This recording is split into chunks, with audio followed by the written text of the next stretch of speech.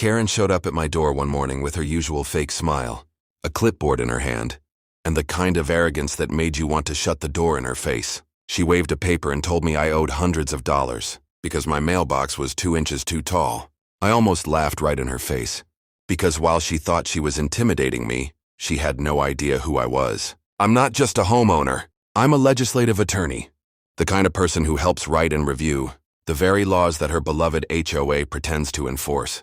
Instead of arguing with her, I decided to stay quiet and watch her dig herself deeper.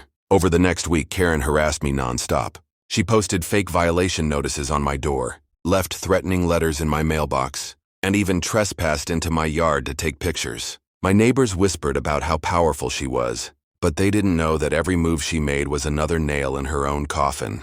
I documented everything, kept recordings, and prepared my case like I was going to court. Finally, at the next community meeting, she stood up in front of everyone, waving her papers and announcing that I was a repeat violator who owed the HOA thousands. People turned to look at me, waiting for my reaction.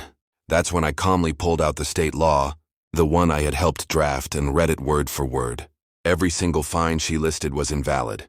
Every threat she made was illegal, and her constant harassment actually violated multiple homeowner protection statutes. The board froze, the neighbors gasped, and Karen's smug face turned pale. Then I dropped the final twist.